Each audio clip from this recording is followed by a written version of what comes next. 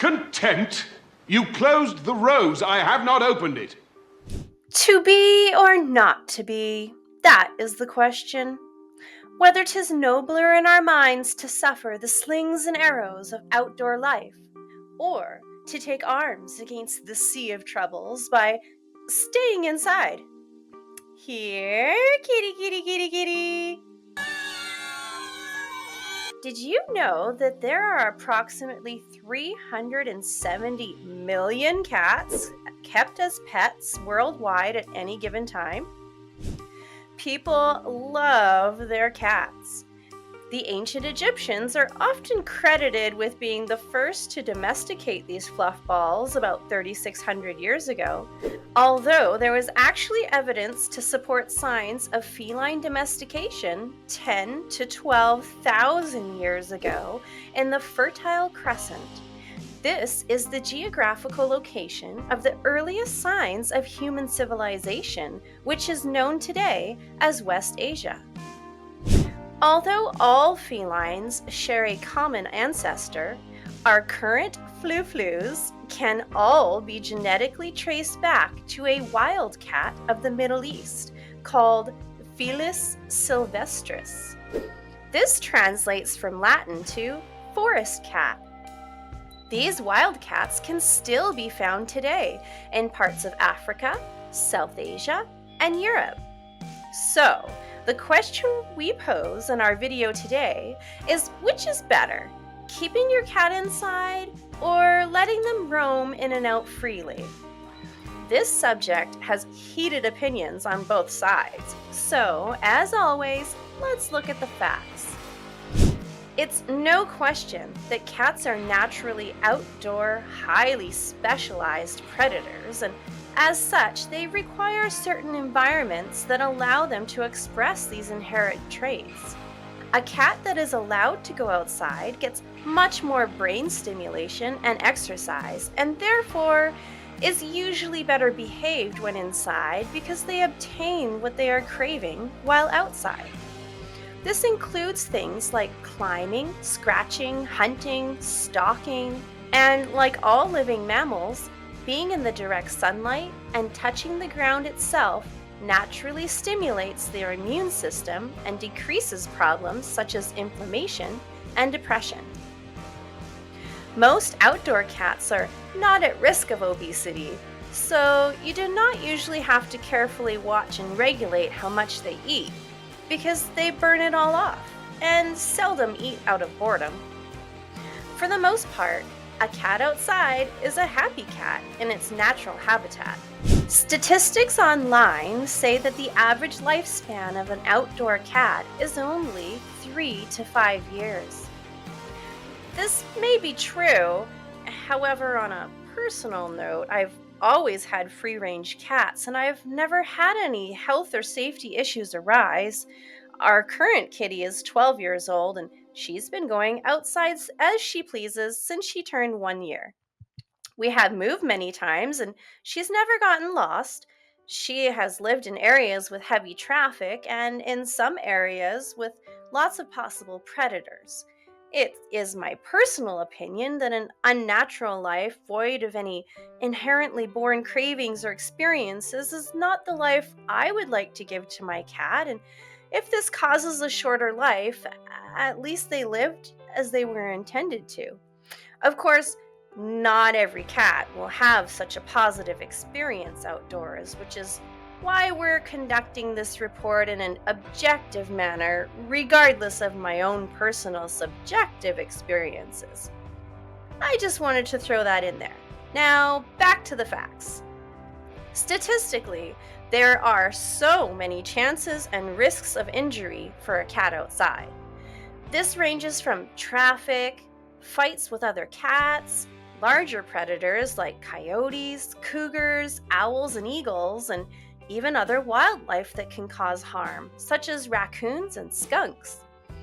There is also the consideration of the possibility of your cat getting lost, though not likely, or they can even be stolen. Many neighbors do not appreciate strangers' cats digging and going to the bathroom in their gardens or children's sandboxes either. There have even been instances of disgruntled neighbors poisoning cats in order to get rid of them, in the same way one would any other pest. This leads us to another risk: the risk of accidental poisoning. Cats can get into and consume things that they shouldn't, such as bait for pests or rodents who have themselves already been poisoned. They could even drink antifreeze from puddles, drawn to it because of its sweetness.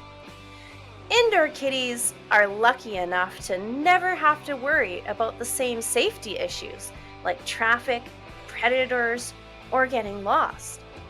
That is, unless they accidentally escape, and now they are outside and have absolutely no idea how to conduct themselves in an environment that they have zero experience in. But for the sake of this video, let's pretend that indoor cats never escape and live their entire lives inside, shall we? Indoor cats, without a question, live much longer lives. The usual lifespan for indoor cats is 12 to 18 years, and it isn't unheard of to meet a cat that is in its early 20s. The oldest living cat on record was Cream Puff, who lived to be an astounding 38 years. Aside from physical dangers, indoor cats are also safer from diseases such as feline immunodeficiency virus, FIV, and also FELV, feline leukemia virus. Of course, since they are inside, you never have to worry about them getting lost or stolen, and because they face less risk of harm, theoretically, you will end up with less vet bills. There is also the subject of wildlife preservation. Outdoor cats, of course, will hunt and kill birds, rats, mice, voles, rabbits, frogs, and other small prey in the area. Keeping cats inside helps keep the balance of the ecosystem, since the amount of cats in any given area is an unnatural count, and if they were all free to hunt, it would negatively affect the other species. This is especially true because domesticated cats mainly kill out of fun and entertainment, which means they would wind up killing more than they would actually need to sustain themselves with. The main issues with keeping kitties inside is that they often lack stimulation. They can be more prone to depression. This leads to unwanted behavior, such as biting, scratching people and furniture, nighttime disturbances, and illnesses associated with lack of exercise and obesity. It is not unheard of to meet an indoor cat with diabetes. The pet food industry has even a special market for indoor cats that offers lower caloric count and aids in digestion and furball buildup, as they do not get what they need from the wild to combat these issues. The lack of direct sunlight and the fact that indoor cats do not ever come into contact with the earth itself means their immune system and inflammatory systems are not automatically regulated as nature intended. So they often develop joint and mobility problems as they age, regardless of their weight. Giving indoor cats lots of interactive toys, climbing and scratching posts, and attentive playtime definitely helps reduce problems associated with obesity and lack of stimulation. Recently, there has been the new idea of the catio, which can provide your beloved pet with direct sunlight, fresh air, and ideally, contact with the earth itself. You could also consider getting your kitty a grounding mat for their bed. This grounding apparatus connects them to the earth and helps reduce stress and inflammation. And then there's the question of who's going to clean the litter box, right? Yuck! Just make sure it's not a job that is assigned to a pregnant lady, though, because the bacteria in cat feces contains bacteria that may be harmful for human fetus development. With all this information, setting aside my own personal experiences and looking at the objective facts, TrophyWars is declaring the winner of this video to be the indoor kitty cat. How's that for unbiased reporting, eh? We all love our meow meows out there and wish them a long and perfectly healthy life. What is your favorite breed of domestic cat? Mine is the orange tabby and the short hair blue Russian. Don't forget to scratch that subscribe button to get updates on all our new comparison videos. Up next, which designer brand is better, Gucci or Louis Vuitton?